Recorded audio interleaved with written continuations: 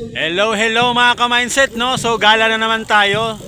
So ngayon andito tayo sa may Sorsogon Sports Arena. Ayan, sa may parting ano to, Sorsogon City, mga ka-mindset. Ayun, no? Ang ganda ng arena nila mga ka-mindset, oh. Ayan, so may parada pa lang ngayon mga ka-mindset, oh. I think mga estudyante ito eh. Ayan. So proud na proud for sure yung mga taga Sorsogon dito. Ayan, Sorsogon Sports Arena. Ang ganda. Para kang nasa ibang bansa. Ayan. So since maaga pa kasi mga ka-mindset, mamaya pa yung pasok ko. Meron pa akong 30 minutes para magliwaliw.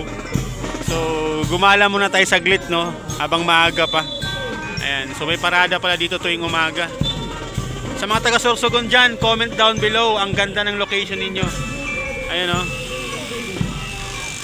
Ang ganda pa ng mga damo dito mga ka-mindset, oh. Talagang pinong-pino. Ayan. So next time pag may saktong oras tayo mga ka-mindset, no, pasukin natin yung loob niyan. So sa ngayon, since wala tayong masyadong oras, ito muna tayo sa labas mga ka-mindset. Ayan, doon tayo nakapark. Ayun. And then yun, oh. Ang ganda mga ka-mindset. Once again, Sorsogon Sports Arena. Ang ganda. Pasukin natin yan next time. Since matagal pa naman tayo dito mga ka-mindset eh. So ngayon lang kasi wala tayong saktong oras. Okay, so ingat tayong lahat. Once again, mindset is power.